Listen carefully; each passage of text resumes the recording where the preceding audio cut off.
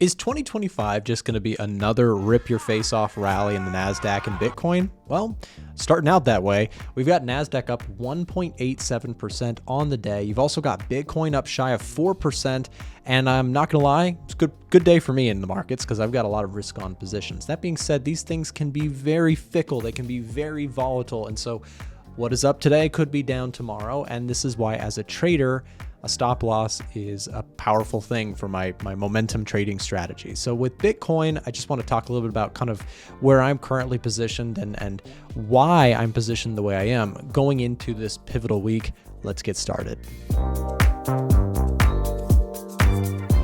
So this week we have ISM services PMIs, JOLTS job openings, both of those things happening on Tuesday. We have the Fed meeting minutes on Wednesday and the big jobs numbers on Friday. That's of course NFP. So with an action-packed week ahead of us, what are markets doing? Well, they seem to be bidding up the prices of stocks and crypto and everything here ahead of these big numbers.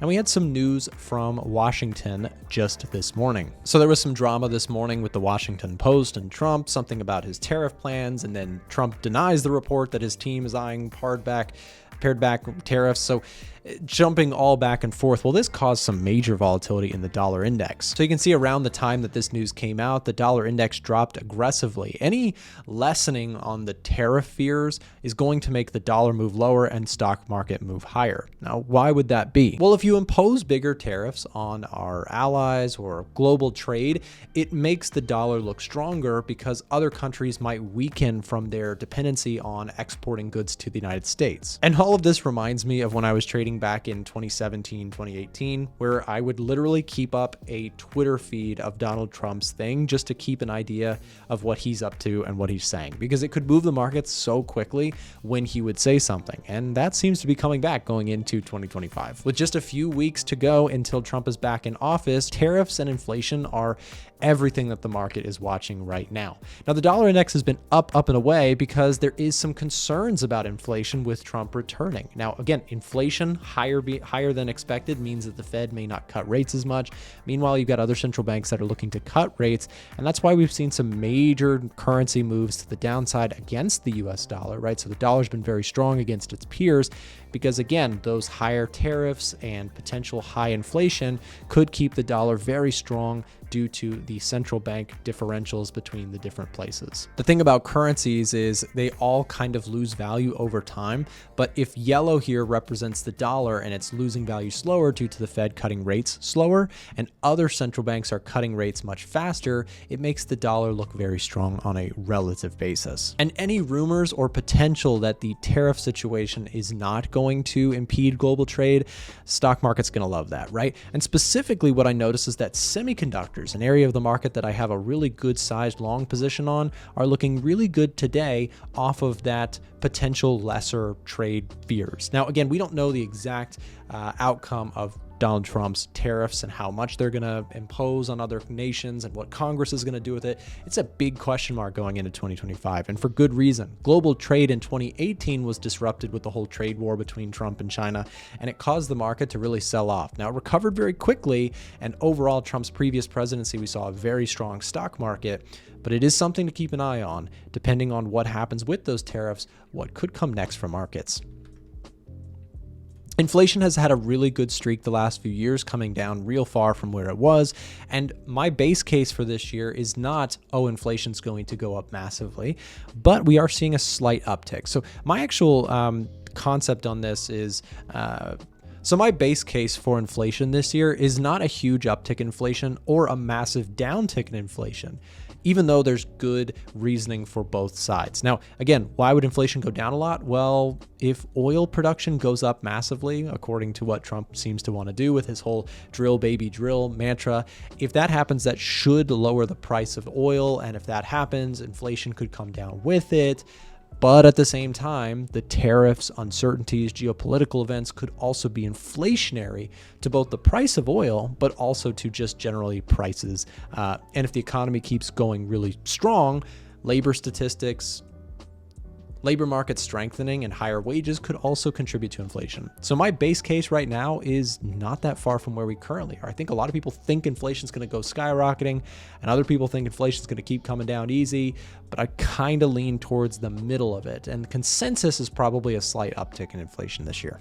Speaking of our best gauge of what the market thinks about inflation, we can see the 10-year Treasury yield continues to rise, which signals that the bond market thinks that inflation is not going away anytime soon. And while that is a scary thing, I'm not too worried about inflation unless we start seeing the 10-year really break through the 5% level, at which point I'd start to get a little bit cautious. But right now, again, the 10-year is, back and forth, but throughout this period, we've seen the stock market continue to do very well. And it's part of the reason that some of my biggest positioning right now is long the NASDAQ, long semiconductors through the ETF SMH, which I just showed you, and I'm also long the Russell through some options trades. The NASDAQ seems to be trying to break out of this kind of recent downward slump that we've been in, and actually looks quite ready, in my opinion, for a most likely move back to those highs and onwards.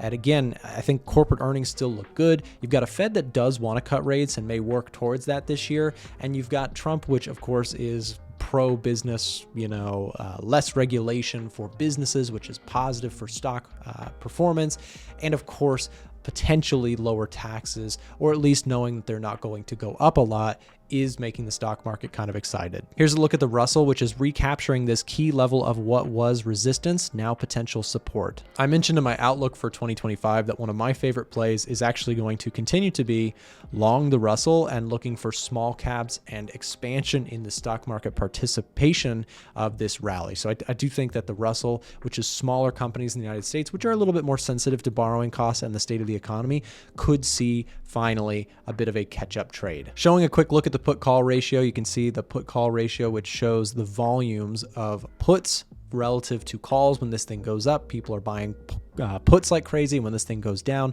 a lot people are buying calls like crazy. We're back down towards a little bit more towards the euphoria levels. So I'm not looking to add a whole bunch of long positions at these current levels. However, if you get an uptick in fear again, I'd be looking to potentially buy the dip on risk assets like Bitcoin, stocks, etc. By the way, if you're interested in the tool that I'm using, it's called the A1 Edge Finder. And if you don't already have a copy, you can try it out down below in the description. There is an application form that you can fill out for a 30-day trial of the tool. If you're serious about the tool and interested in trying it out, you can find more information by applying in the description down below or the pinned comment. This is the primary tool that I use to find trading setups throughout the week, and it is something that my team and I have worked extensively hard to build some really powerful data for the average trader at home. Gold had an initial move lower here this morning, but recapturing some of that lost ground here and still just sort of holding at support for the time being, but also resistance very strong up ahead. So for me, I don't really have a whole lot to say on gold,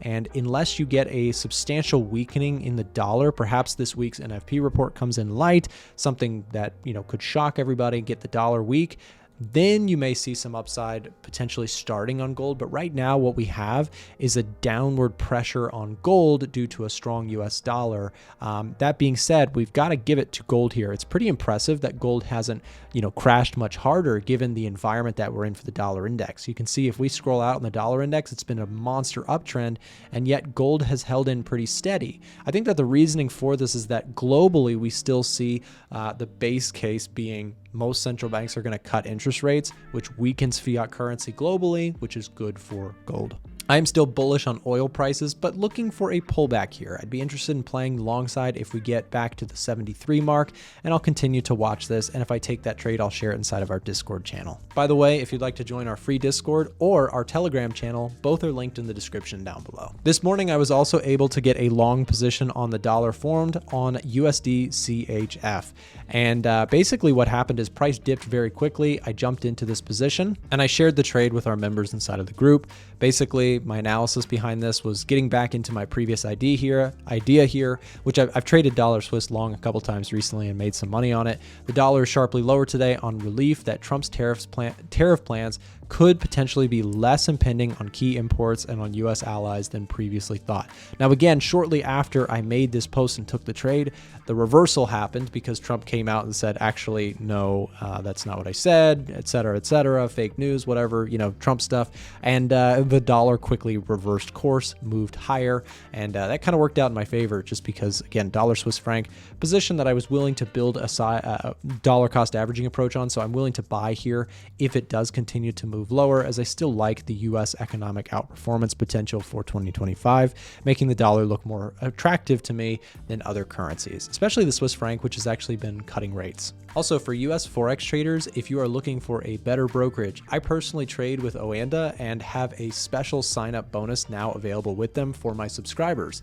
If you're interested in signing up for Oanda, again, they offer a welcome bonus, so you can find out more information using my referral link down below in the description. Of course, if you use that link, you'll be supporting my channel, and I really appreciate it. We do get some kickback off that, but I do want to be transparent with you about that.